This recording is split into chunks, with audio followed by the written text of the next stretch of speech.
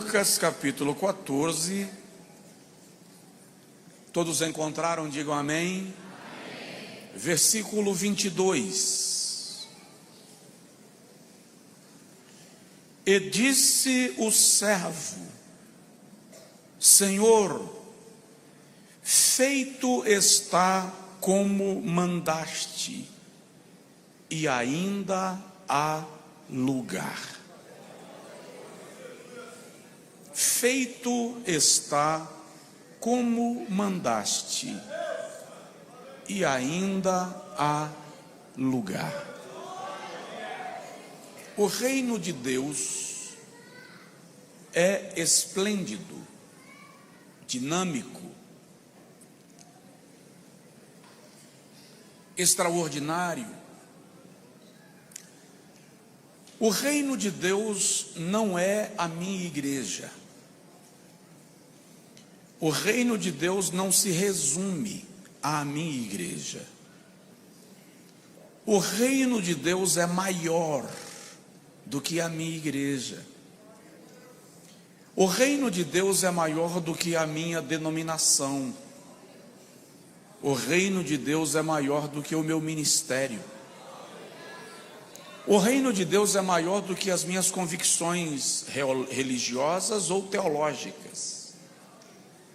O reino de Deus comporta todos os homens que querem este reino estabelecido dentro de si. Esta porção das Escrituras que eu acabei de ler está para mim numa sequência das mais belas do ministério de Jesus. Alguns estudiosos já disseram que se a Bíblia descrevesse os 3 anos do ministério de Jesus com o detalhismo que descreve a última semana, ter-se-ia que acrescentar cerca de 8.400 páginas à Bíblia Sagrada. Este texto que eu acabei de ler está nesta última semana do ministério de Jesus. Ele decidiu sair da Galileia e ir para a Judeia. A Bíblia descreve 3 vezes que Jesus saiu da Galileia para Jerusalém, e esta aqui é a 3ª e última vez. Nesta viagem ele será crucificado e morto. E é por isso que quando Jesus começa a viagem e algumas pessoas resolvem ir com ele, isso está aqui no capítulo 14, ele diz assim: se alguém quiser vir após mim, negue-se a si mesmo. Ele está dizendo se quiser, tá? Ninguém é forçado a vir, eu não estou chamando ninguém. Se você quiser vir, venha pronto para morrer. Ele está dizendo, eu estou indo para a morte, não é uma viagem de passeio. Não é uma viagem para conhecer Jerusalém. É uma viagem de morte, é uma viagem de sacrifício. Ao longo desta viagem existem alguns episódios na vida de Jesus, entre eles aquele encontro com o jovem rico, que acontece nesta viagem, uma viagem de 7 a 10 dias. É também nesta viagem que acontece aquele encontro de Jesus com Zaqueu. E considerando que Jesus só esteve em Jericó uma vez, então também é nesta viagem que ele cura Bartimeu. É nesta viagem que as crianças querem se aproximar dele e os discípulos tentam impedir, e ele diz: deixai vir a mim os meninos, porque a eles pertence o reino dos céus. É uma viagem de algumas lições extraordinárias, e entre elas, é nesta viagem que os judeus estão orquestrando matar a Jesus, porque ele havia ressuscitado a Lázaro, e na verdade o texto diz que eles já queriam matar a Lázaro também. O camarada acabou de ressuscitar e estão querendo matá-lo outra vez para garantir que o testemunho não corra. Nesta viagem, Jesus chega em algum lugar e em algum momento que está acontecendo um grande evento, uma grande solenidade. O pano de fundo desse versículo que nós lemos é esta festa, essa solenidade. Começa, o discurso de Jesus começa no versículo 7. Porque Jesus percebe aqueles que iam chegando querendo ocupar os melhores lugares, os lugares de maior destaque, de melhor posição.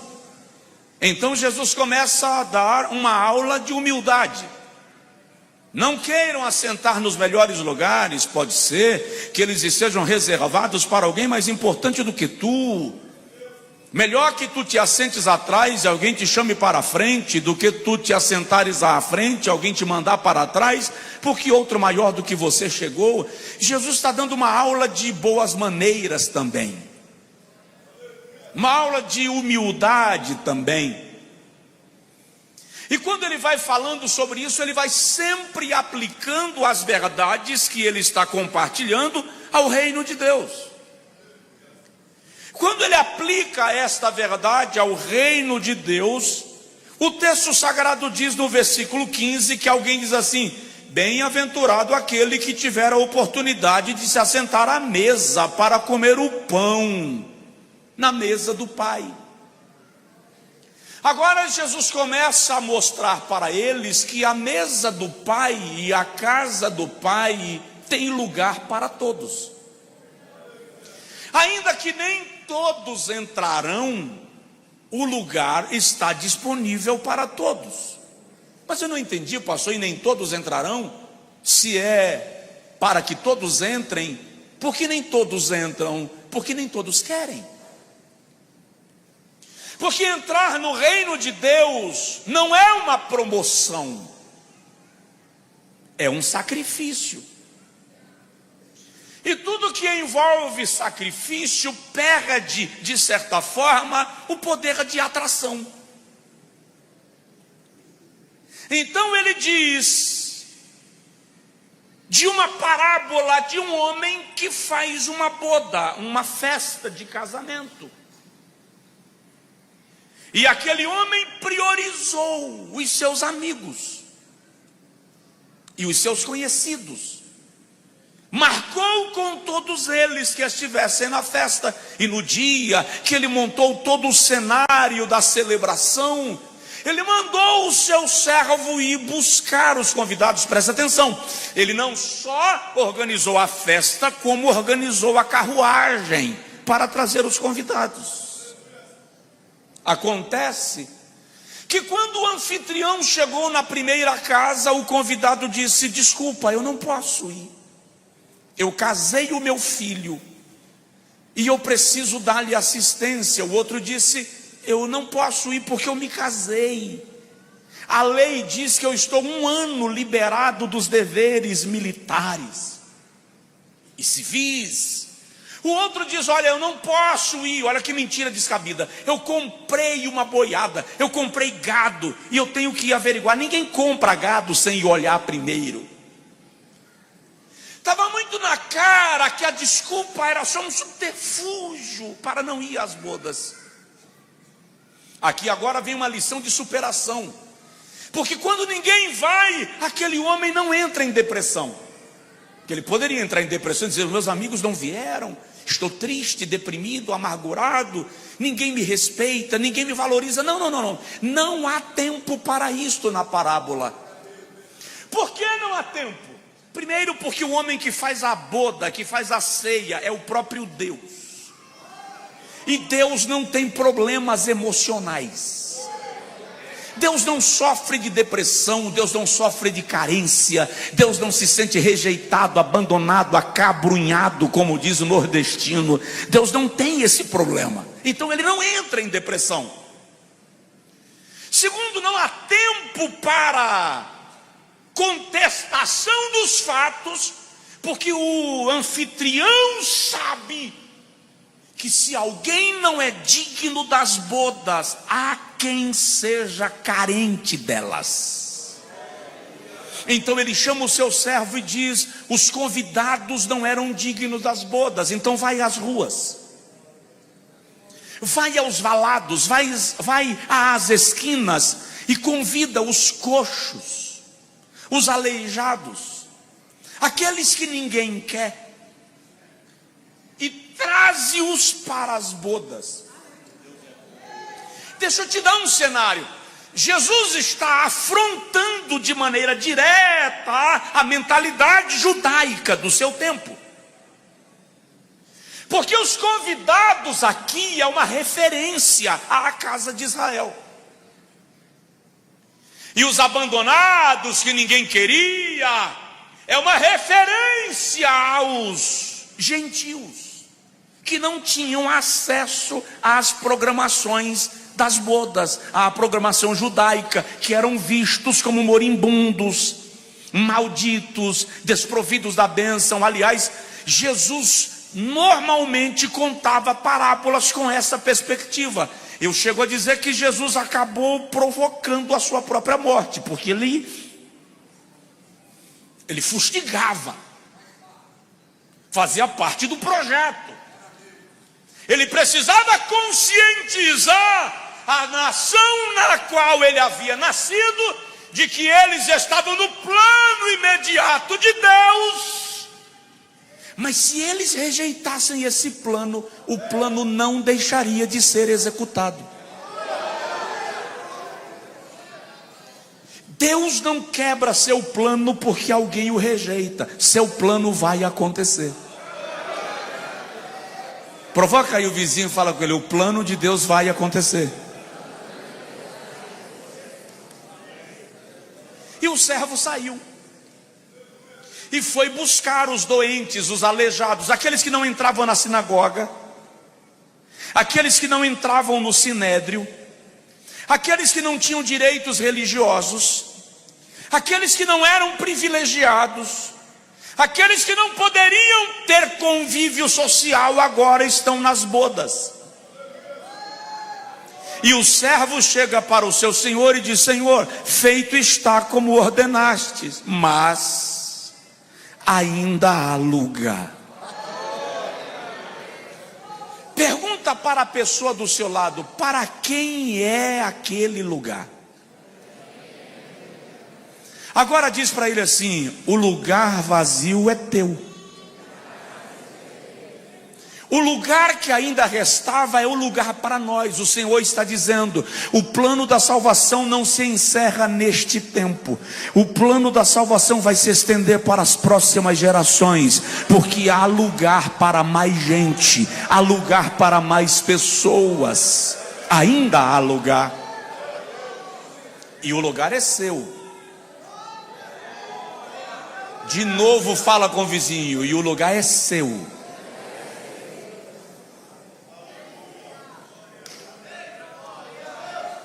De modo que eu gostaria de rapidamente falar aqui alguns aspectos deste lugar. E eu quero começar te dizendo que há lugar no coração do Pai. Você já ouviu aquela expressão: você mora no meu coração e não paga aluguel?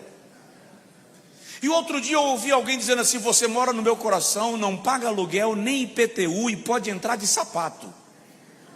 Isso é muito amor. Há lugar no coração do Pai para você. Jesus narra uma parábola em Lucas 15 que é no mínimo afrontosa para o contexto do seu tempo. Ele diz: um homem tinha 2 filhos. O mais novo disse ao pai, primeira afronta, o mais novo nunca poderia se dirigir ao pai se não fosse sob comando do mais velho. O mais novo diz ao pai: dá-me a parte da herança que me pertence. Segunda afronta, não se pedia a herança de um pai vivo.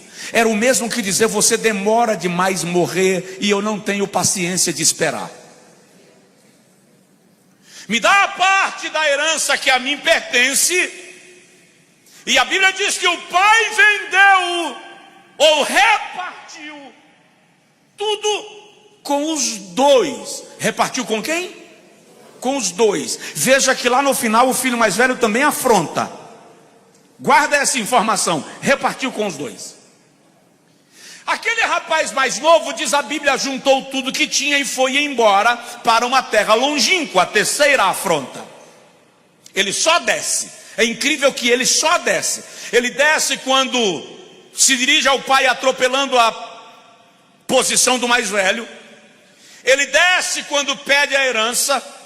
Ele desce de novo de nível quando vai para uma terra longínqua. Terra longínqua, nos ouvidos de um judeu, soaria longe dos termos de Israel, fora dos termos da aliança. E a Bíblia diz que quando ele chega lá, ele gasta tudo dissolutamente. A expressão aqui é orgia. Pode ver que quando o filho mais velho chega no final da parábola, ele diz assim: esse teu filho gastou os teus bens com as meretrizes. Orgia ali envolve prostituição, drogas. O camarada esculhambou, arrancou a tampa da panela, bagunçou. É a terceira, a quarta afronta. Ele vai para longe, a terceira, e gasta tudo na orgia, quarta afronta. A quinta, veio a crise. E na crise ele descobriu que não tinha nem dinheiro, nem amigos. Aí ele vai procurar emprego na fazenda de um gentil. Isso na cabeça de um judeu, nos dias de Jesus então, não tinha cabimento. Nós, da aliança de Abraão, filhos de Abraão, pedir emprego a um gentil. Alguns estudiosos dizem que o judeu, nos dias de Jesus, fazia uma oração agradecendo a Deus por não ter nascido cachorro, nem ter nascido gentil. O gentil era mal visto em todos os aspectos naquela cultura. E o camarada foi pedir emprego a um gentil. Quer piorar? Quando você pensa que não dá para piorar, piorou. Porque ele foi trabalhar com porcos. Um animal considerado impuro na legislação judaica. E ainda piora mais um pouquinho. Porque agora ele quer comer a comida dos porcos. Não diz que ele comia. Diz que ele quis. Mas ninguém lhe dava nada. Ou seja, sugere que nem a comida dos porcos lhe era permitido comer. Ele chegou ao fundo do poço, não há como descer mais, acabou, destruiu, não há chance de recuperação. E preste atenção, dentro da cultura de Israel, nos dias de Jesus, este rapaz era irrecuperável. Não havia mais livramento para ele. De repente ele para, o texto diz assim, caindo em si.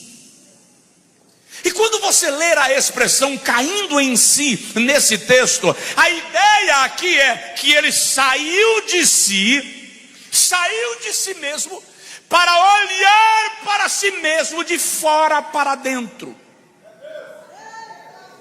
Ou seja, ele está aqui humilhado diante dos porcos, de algum modo o estado de consciência dele ativa e sai, como se ele olhasse para ele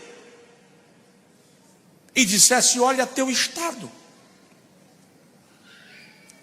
Então a consciência diz: quantos jornaleiros na casa do meu pai tem abundância de pão, e eu aqui morrendo de fome. Interessante, o jornaleiro não morava na casa. O jornaleiro não era escravo, tá? O jornaleiro era aquele camarada que só era chamado na época da colheita, na temporada. Mas ele está dizendo assim: até o jornaleiro que só trabalha na época da colheita está melhor do que eu. Levantar-me-ei, eu vou ao encontro do meu pai. Essa é a parte que eu gosto. ele ensaia um discurso. Você já viu que ele ensaia um discurso? Eu vou chegar lá e vou dizer para o meu pai: pai, eu pequei contra o céu e perante ti eu não sou digno de ser chamado teu filho. Ele está ensaiando, me recebe pelo menos como jornaleiro. E eu imagino aquele rapaz vindo e conversando consigo mesmo e repetindo a frase, para garantir que ela saísse o mais bem elaborada possível, o mais original possível. E quando ele aparece em algum lugar da estrada, a Bíblia diz que o pai o viu. Presta atenção. Não é o rapaz quem vê o pai, é o pai quem vê o filho. De algum modo o coração daquele pai aguardava que o filho voltasse. Eu imagino, porque quem tem fazenda constrói a casa no ponto mais alto da fazenda, para que tenha uma visão melhor do espaço ao seu redor. Eu imagino todas as vezes que o pai levanta pela manhã para iniciar o dia, ele parar na porta da casa e olhar na estrada, na expectativa de que a menos um vulto indicasse o seu filho. E lá vem o rapaz e o pai o reconhece. Aí a Bíblia Sagrada diz que o pai correu ao seu encontro. Presta atenção, não é o filho quem corre. A essa altura ele nem aguenta correr mais. É o pai quem corre ao encontro dele. E quando o pai o encontra, a Bíblia diz que o pai lança-se-lhe ao pescoço e o beija. Não é o filho quem beija o pai, é o pai quem beija o filho. E agora ele se prostra para o discurso ensaiado. Pai, pequei contra o céu perante ti, não sou digno de ser teu filho. Você já percebeu que o pai não deixa ele terminar o discurso? O pai interrompe. E o pai interrompe dizendo ao servo: trazei depressa sandália. Por que a sandália? Aquele jovem entendeu. Escravo não usava sandália, jornaleiro não usava sandália, só usava sandália quem era membro da família. Quando o pai disse trazei sandália, o jovem entendeu. O pai estava dizendo: eu não quero você como escravo, eu quero você como filho, porque ainda há lugar no coração do pai. Receber sandália já é demais, perto do que eu queria. Aí o pai diz: trazei o anel. O que tem a ver o anel, pastor? O anel não era ornamento, gente. O anel era cessão de direito. Quando a herança foi dada, o anel foi tirado. Ele destruiu tudo. Quando o pai devolve o anel, ele está dizendo: eu estou te devolvendo toda a herança que você perdeu. Vamos recomeçar. Aí o pai diz: trazei roupa. A roupa não tinha só o papel de cobrir, a roupa vinha com o brasão da família. Era a posição de honra na casa. Então o pai está dizendo: eu estou te devolvendo o direito de filho, eu estou te devolvendo o direito de herança, e eu estou te devolvendo o direito de honra. Agora pega o cordeiro cevado e faz festa, porque esse meu filho estava morto e reviveu, estava perdido e foi achado.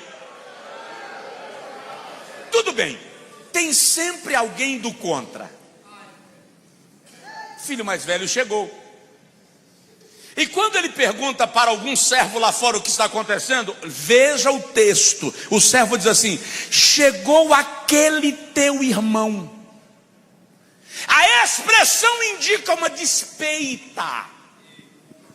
O cara estava lá fora esperando o outro chegar para semear conflito. Chegou aquele teu irmão, lembra dele? O pai saiu e o filho disse: eu trabalho contigo, olha que injustiça, eu trabalho contigo todos os dias e tu nunca me deste nenhum cordeiro para celebrar com os meus amigos. O pai poderia ter lembrado para ele: ô ingrato, quando eu dei a herança dele, eu também dei a tua parte, porque ele repartiu entre os dois. E a lei mosaica diz que o primogênito recebia porção dobrada, então ele recebeu mais do que o outro. Porque o pai não passou na cara do primogênito a ingratidão dele. Pela mesma razão que ele não passou na cara do mais novo o comportamento dele. Qual é, pastor? Deus nunca te lança em rosto os erros que você comete. Porque há lugar no coração do Pai. Você tem lugar no coração de Deus. Deus ama você e te ama com amor incondicional. É incrível que nós normalmente só pregamos o amor de Deus quando a gente quer que aquele pecador que ainda não encontrou a graça salvífica entregue sua vida a Jesus. Então, para quem vai aceitar Jesus, o amor de Deus. Para quem já está aqui na igreja, o chicote de Deus. Ei, moça, rapaz, meu filho, minha filha, Deus ama você, porque Ele ama os seus filhos. E filhos dão trabalho. Filhos fazem bobagens. Filhos sujam a mesa. Filhos quebram o copo. Filhos fazem caca na fralda. Filhos às vezes até respondem o pai. Outro dia eu disse para minha filha fazer algo que ela não queria fazer, e ela saiu nervosa. E quando ela foi subindo a escada, batendo o pé, ela fez assim: chato. Ela tem 7 anos. Eu ouvi. Cheguei no pé da escada e falei assim: como é? Quem é chato? Ela disse: a escada, meu pai.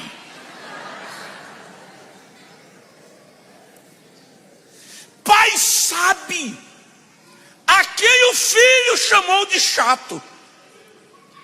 E pai consegue relevar crises idiotas para ensinar princípios irrevogáveis. Há lugar para você no coração do Pai. Se Satanás tentou te convencer que Deus não te ama por causa do dilema que você está vivendo, do conflito que você tem, do pecado que você cometeu ou comete, eu vim aqui esta noite apenas para te dizer: o coração do Pai está aberto para você, e ninguém ocupará o lugar que é teu. Só quem pode dar um brado de glória e agradece ao Pai, porque há lugar. Segundo,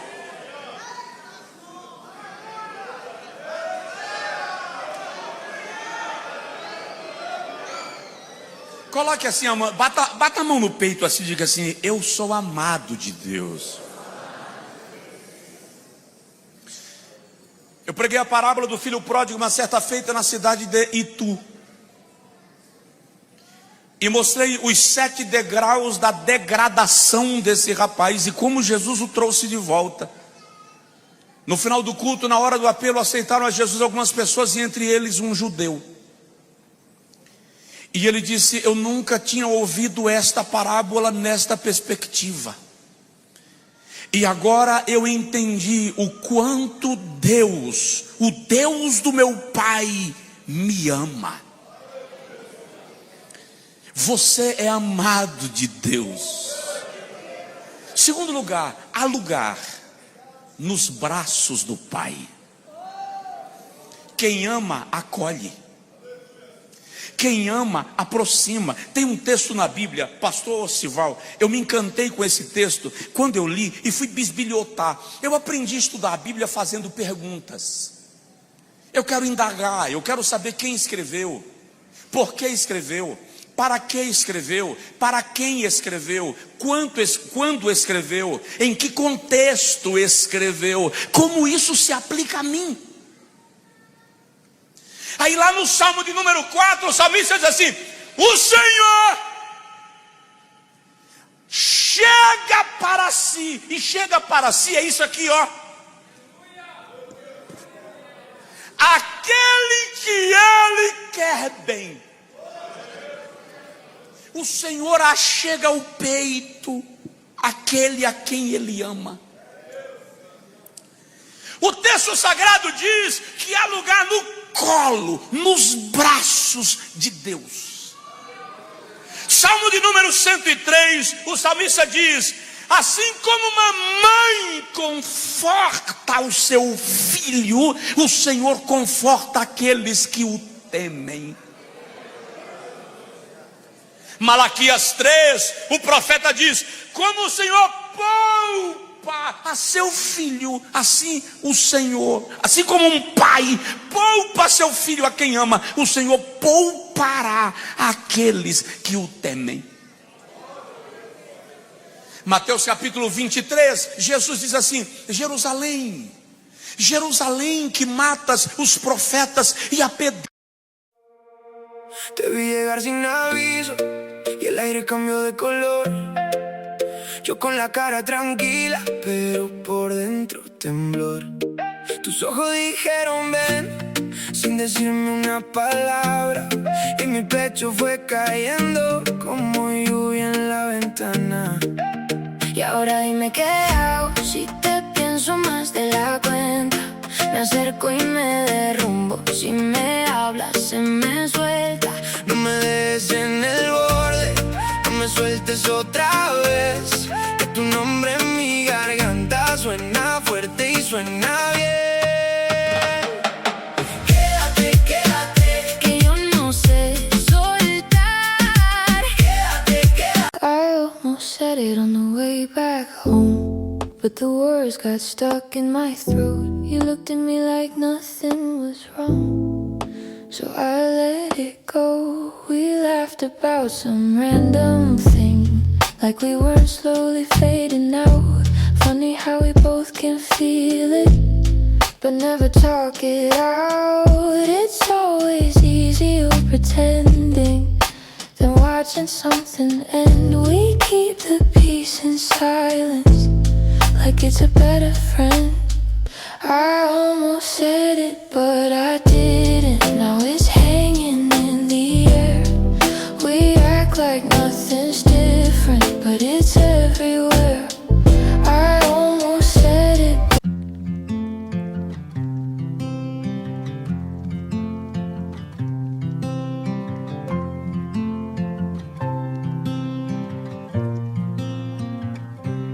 They said I'd break in heavy weather, bend too far and lose my shape. Carried storms I couldn't measure, wore the damage on my face. Tried to hide the cracks and fractures, like they made me less than whole.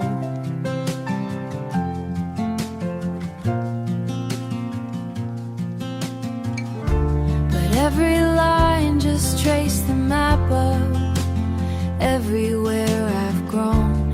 I was waiting for a rest.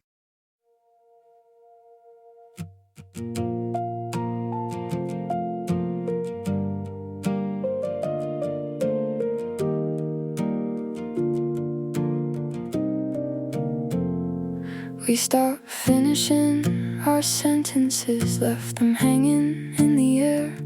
Used to talk till morning came, now there's nothing there. We kept trying out a habit, not because it felt the same. Two good hearts just slowly walking out of place. No explosions, no blame to assign, just a quiet change over time.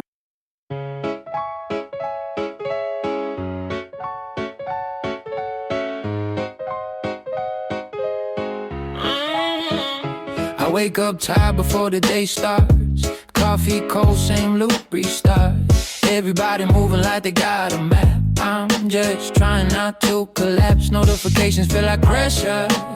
Even silence got weight now. Smiling just to look better while I'm falling through the crowd.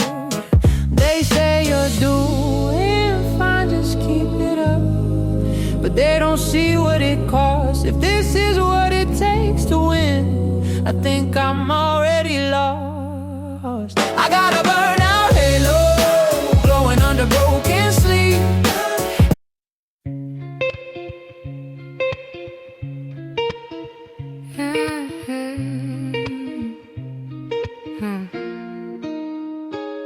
I walk these streets like they remember me.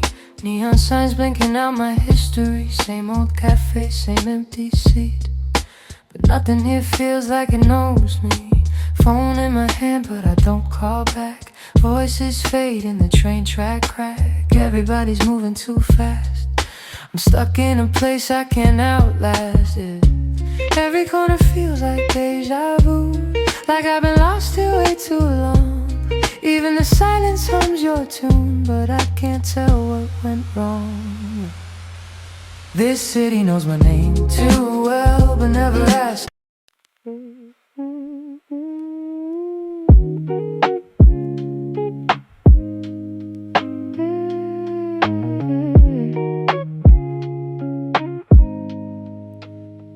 I was broke with a dream in the ballroom. Now I'm paid, but I barely got space to move. Numbers climbing like they got a life of their own. Funny how it feels quieter when you're known. Used to pray for a check just to pay my dues. Now I'm checking my soul, got less to lose. Every dollar got a story I can't erase. Every win got a shadow I gotta face. I bought time, but I sold my nights. Chased the glow, now I miss the light. What's the worth if I lose my name in the balance sheet again? What's the cost? You want a house with quiet mornings. I want airports and open sky. We talk like we're still alive, but I see it drifting in your eyes. Same love, different direction. Same truth, different design. We hold on out of connection, but we're not on the same line. Nobody's wrong, nobody's lying. Just two hearts not syncing right. We'll have to cover the timing of saying goodbye tonight. We're going in different directions. Your sunrise hits while I'm still awake. Different clocks, same ache. I trace your name on a fogged up screen, like it might close the space between. Late night calls with a fragile line. Your laugh arrives just out of time. We talk like we're in the same room still. Even silence feels too real. Every mile says not enough, but my heart don't count like that. Love flies farther than the miles, through the dark, across the time. Every second draws the line. Back to you, back to you. Even worlds we can't align. I post a pic like I'm alright. Perfect light, perfect fake smile, but my room still feels too quiet. When the screen goes black at night, people say I look so fine, like they know what's on my mind. Double tap, don't read between lines. It's just noise to pass the time. I laugh in stories, not in real life. Feels easier to pretend. If I disappear for a while, would anybody even notice then? I got an offline smile that nobody sees but me. Online I look so alive, but that's not who I really be. I'm scrolling. You still ask me how I slept last night. Still leave tea by the counter light, but something in your voice feels far, even when you're standing right by. We talk about the weather first, like we forgot how hearts converse. Every word is soft and careful, like we're scared to make it worse. No fight, no storm, no breaking glass, just silence growing thick so fast. Two people learning how to stay while slowly drifting away. We're quietly falling apart. No thunder, no visible scars, just love turning into habit. And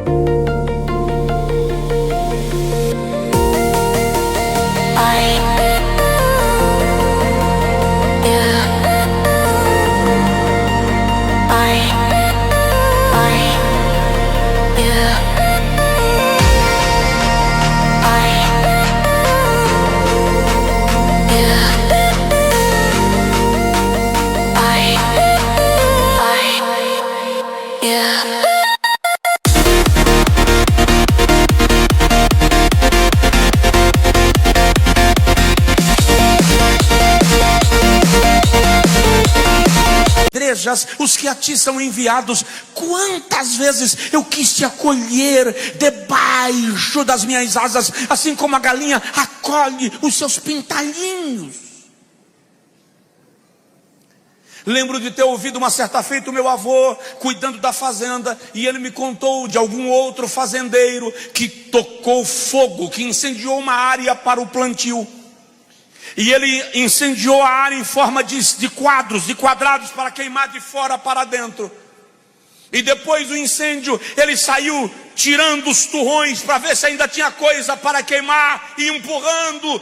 E de repente, havia um monte de cinza, e quando ele empurrou o monte, os pintalhinhos saíram piando. Uma galinha que estava no cerco de fogo abriu as asas, os seus pintalhinhos entraram e ela os cobriu. Ela morreu, mas alguns pintinhos sobreviveram.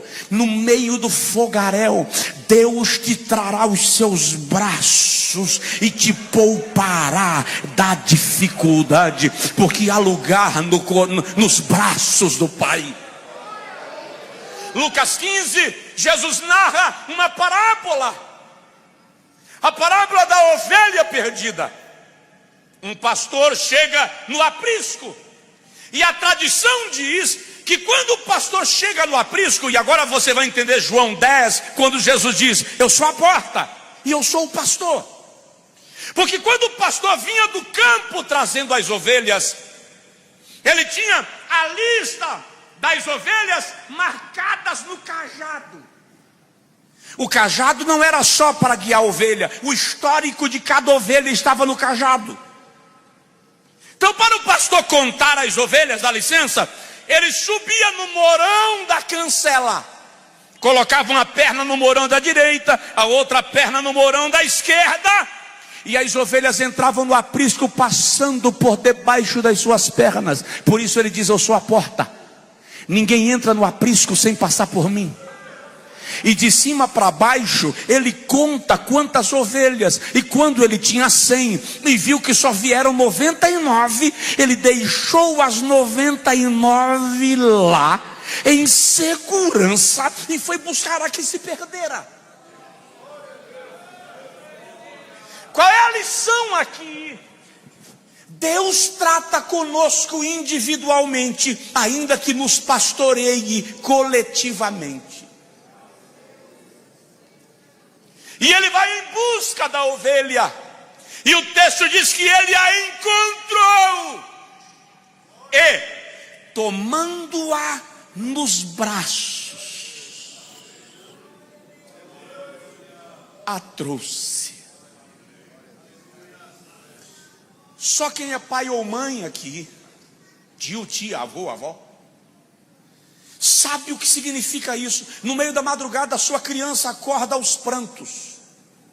E é interessante que às vezes a criança está aos prantos, mas ela não está acordada. Ela está dormindo e está aos prantos. E lá da cama você dá um sinalzinho. Lá na minha casa eu faço assim. É uma forma de dizer: estou perto, estou aqui. E normalmente para de chorar. Mas quando não para, pai levanta, mãe levanta, vai à cama, vai ao berço, pega no colo, achega o peito. E você diz assim: calma, papai está aqui, mamãe está aqui, o avô está aqui. Se for grande e não der para pegar no colo, você senta na cama e deita meio que por cima, envolve no teu corpo e diz: calma, papai está aqui. Ei, Deus é teu pai. E quando ele está calado, não significa que ele está longe. Só significa que ele quer deixar você dormir.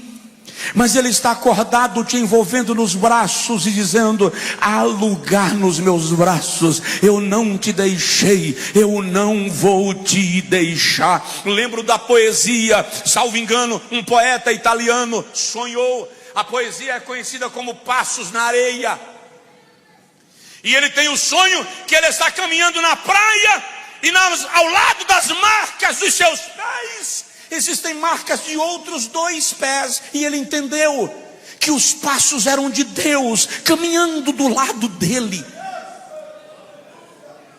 Mas chega um momento muito pedregoso na praia, que os passos continuam marcando. Mas quando ele olhou, os outros passos sumiram. E ele começa a chorar. E quando ele começa a chorar, Deus pergunta para ele: por que você está chorando?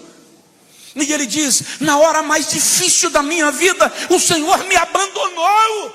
E o Senhor disse: não, filho, esses passos são os meus. Na hora mais difícil da vida, eu te carreguei no colo.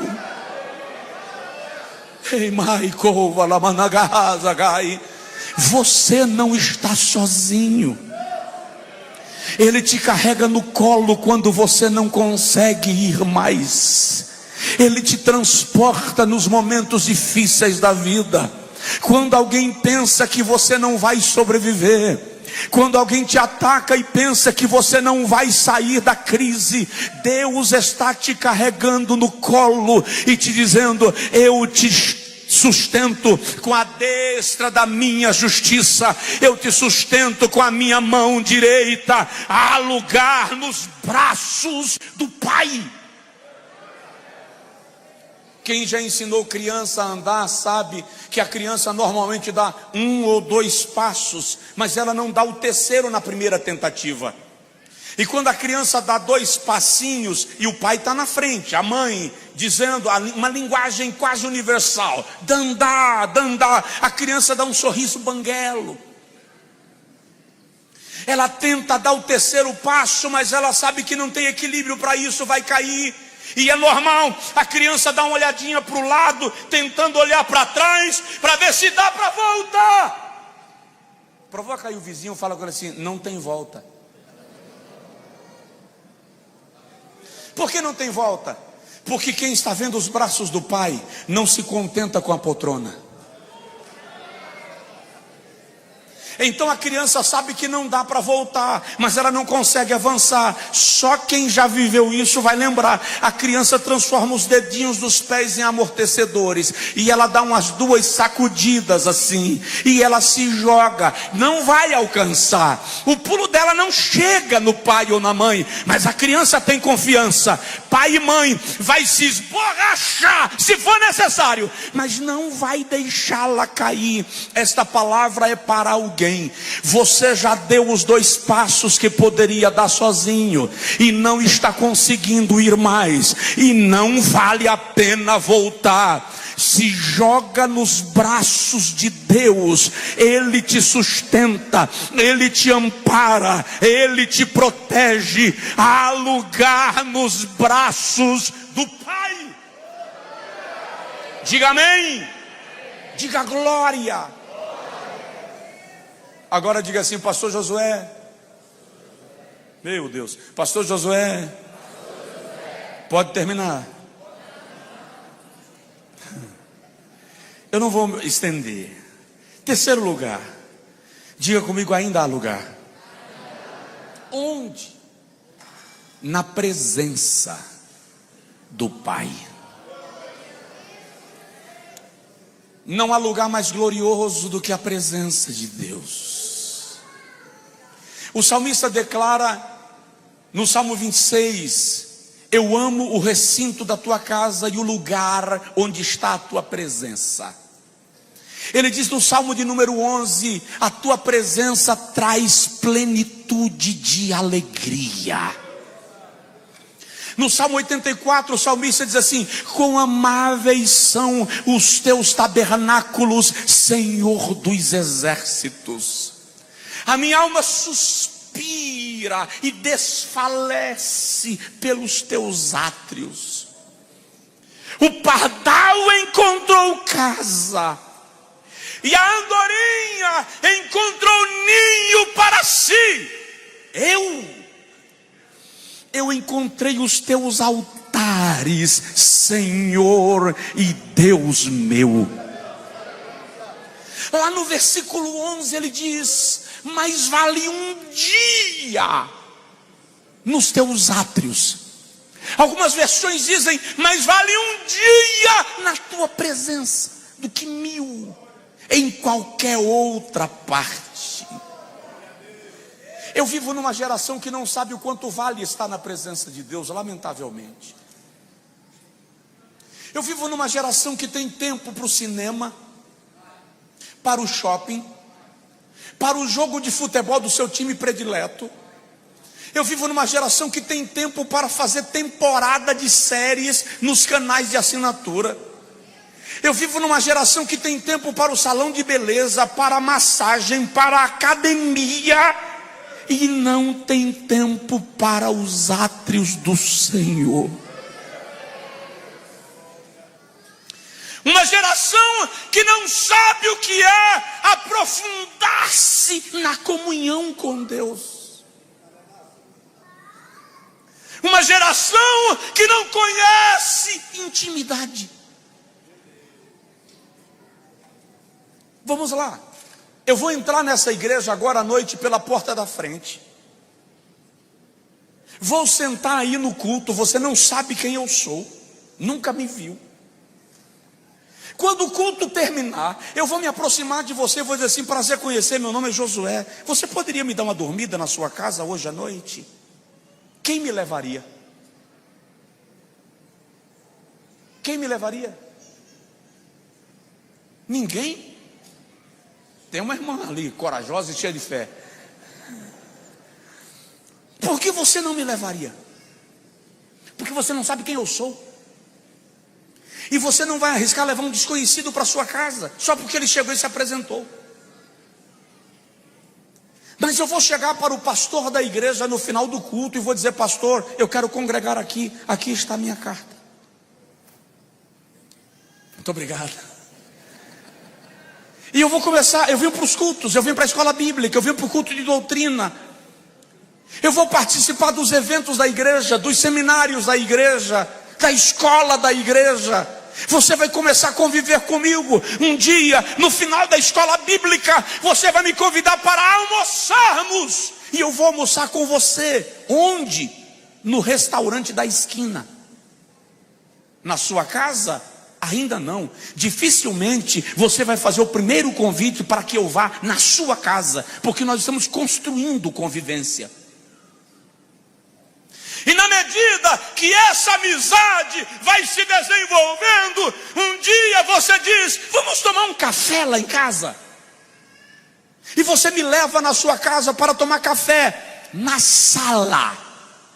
Aí você me mostra a sala da casa, a sala de jantar. Dificilmente você vai me levar na cozinha. Só depois de algumas visitas você diz: vem conhecer minha casa. Aí você me mostra a cozinha, a área de trás da casa, a sauna, a piscina. Diga amém, irmão. Amém. Pelo amor de Deus. Você vai me levar para conhecer o interior da sua casa. Presta atenção. Mas o seu quarto, quantas pessoas entram no teu quarto? Por que não? Porque o quarto é o lugar da intimidade.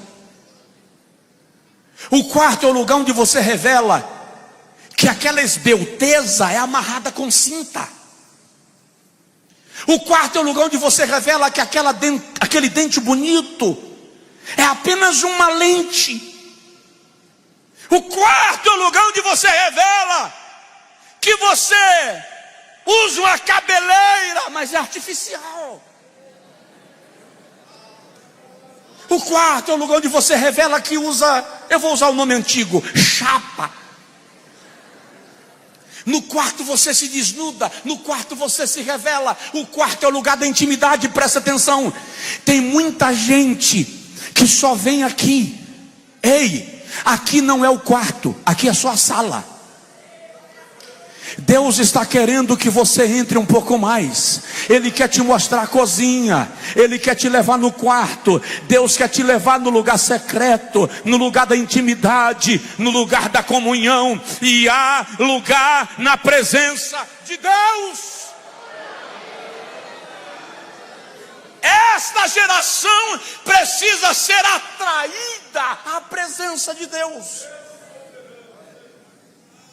Esta geração precisa amar a presença de Deus mais do que qualquer outra coisa. Precisa ansiar pela presença de Deus. Precisamos chorar pela presença de Deus.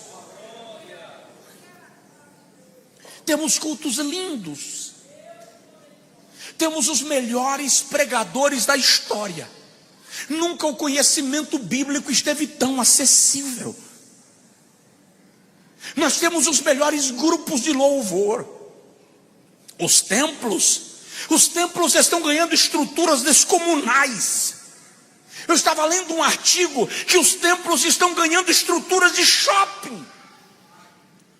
Porém, o problema não está aí. Se toda essa estrutura não tiver a presença de Deus, é apenas um mausoléu. O Louvre é lindo. Museu de Paris, lindo demais. Mas você caminha nos seus corredores e são frios. Você não sente presença. Desça as galerias subterrâneas e você não sente presença. Você vai a templos suntuosos ao redor do mundo, grandes castelos. Você já foi em Versalhes? Portões de ouro. Caminhar nos jardins de Versalhes é espetacular, pastor Denis. Mas é frio. Você não tem presença de Deus.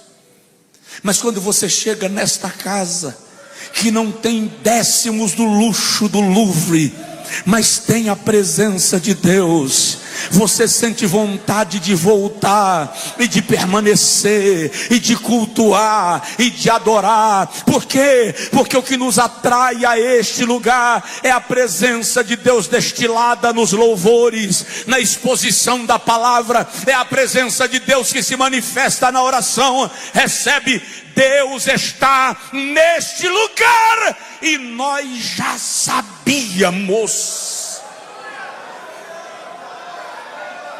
Há lugar na presença de Deus.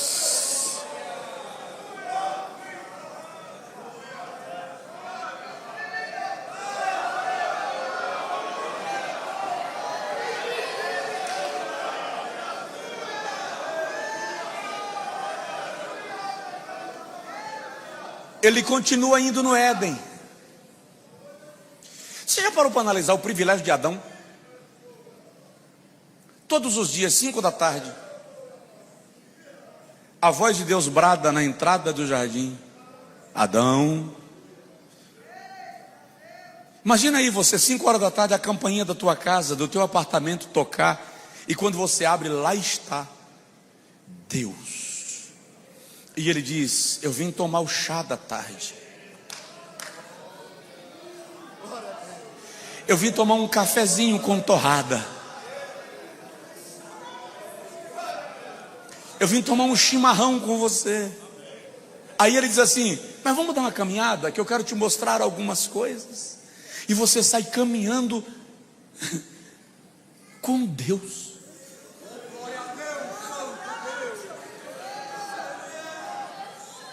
E Deus te explicando cada flor, cada planta, cada peixe.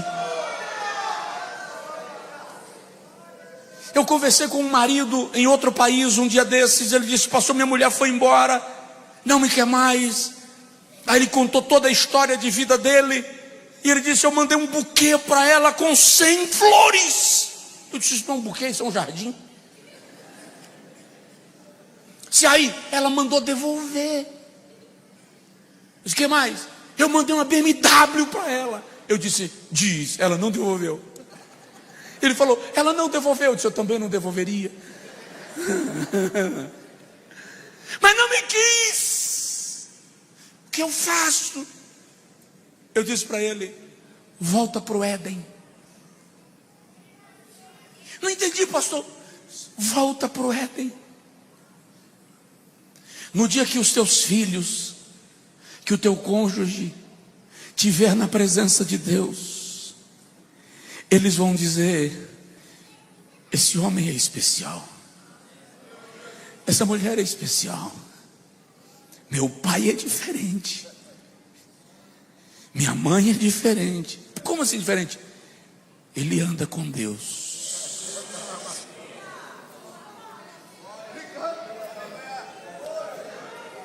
Tem uma irmã na minha cidade,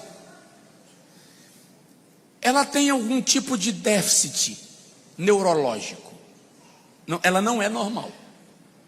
Ela não é normal. Vou dar só uma dica. Eu estava um dia saindo de uma loja numa avenida da cidade, uma avenida dupla. No meio da avenida dupla tem um canteiro que é da largura da avenida. Então imagina a distância que eu estava da outra calçada, e eu estou ouvindo alguém gritando de lá: e quando eu ouvi o grito Josué desesperado a terceira vez, eu parei e fiquei olhando. Quando eu olhei do outro lado da segunda avenida, está ela lá com a mão assim. Me diz se é normal. Mas um dia eu vi a esposa de um pastor chateada com ela, e a mulher do pastor estava nervosa, e disse assim: eu vou dar um tapa na cara dela. Eu disse para a irmã: a senhora quer um conselho? Vai para lá. Não dá não. Essa mulher entra no quarto, pastor Ocival, todas as semanas. Ela entra na quinta-feira, 8 da manhã, para orar. E só sai no domingo, meio-dia. Eu disse: se tu bater na cara de uma pessoa que vive na cozinha do delegado, quando o delegado souber, a viatura vai cercar a tua casa. Essa mulher vive na cozinha de Deus.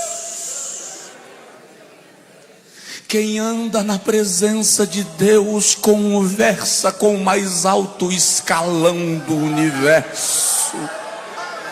Ainda há lugar. Eu vou terminar. Fica de pé, eu vou concluir. Eu não vou abusar da sua nobreza. Deixa eu concluir dizendo que ainda há lugar na casa. Fala com seu vizinho aí: ainda há lugar na casa. Amanhã a gente fala disso. Pode ser amanhã? Amanhã eu falo? Então amanhã a gente fala que há lugar na casa.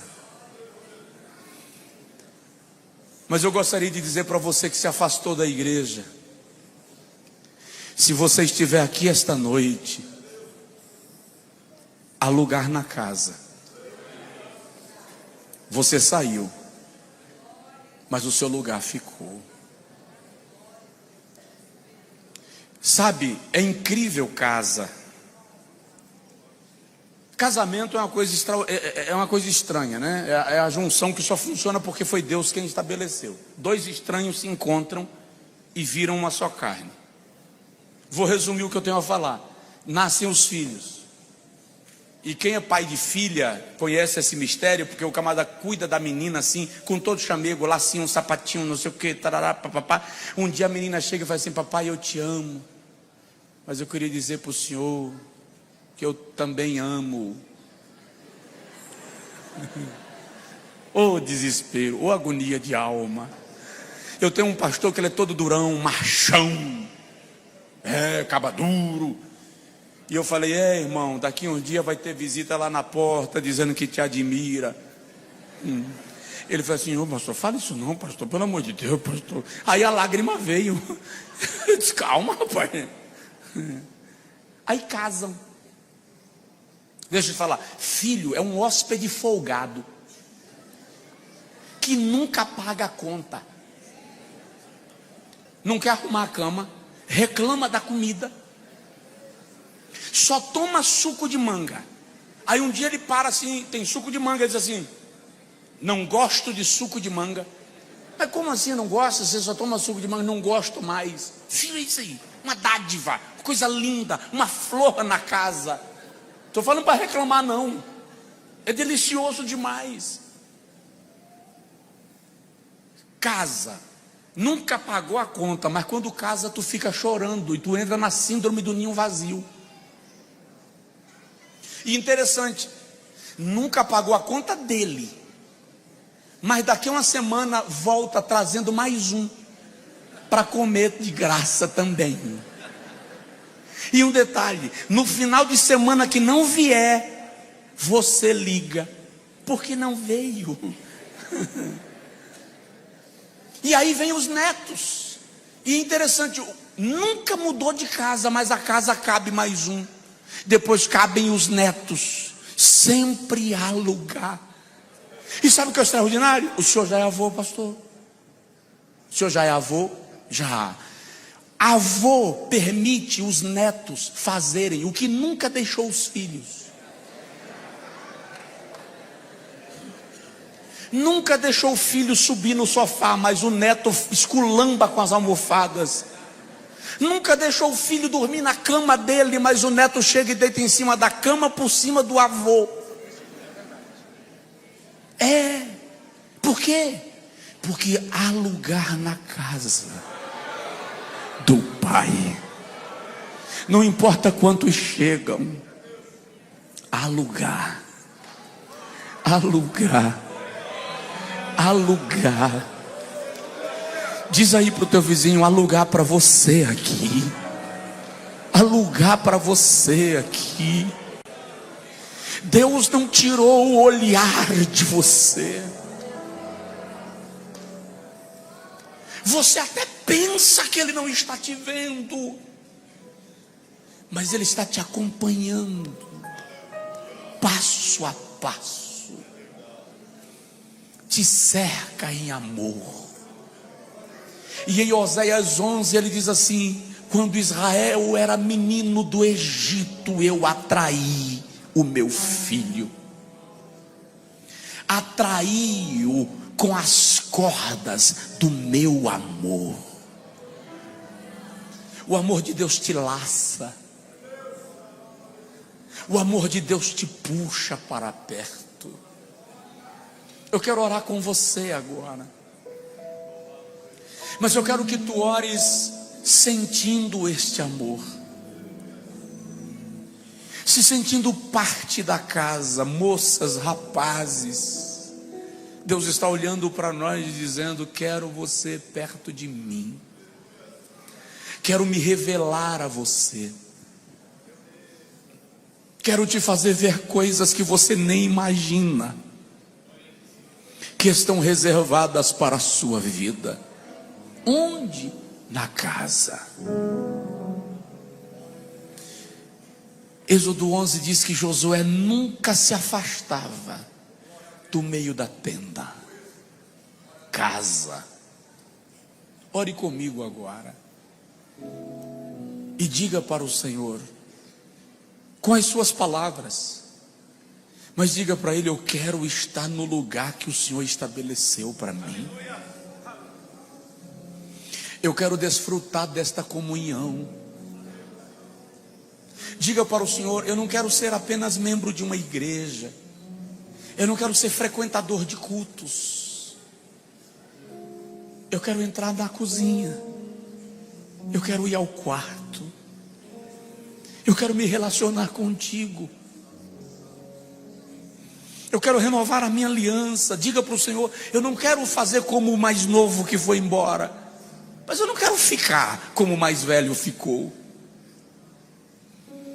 Eu quero desfrutar dos direitos de filho, da relação de filho.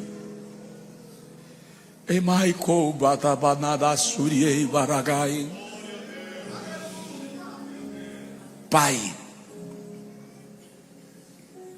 Tu és o nosso Pai, e eu sei que o Senhor está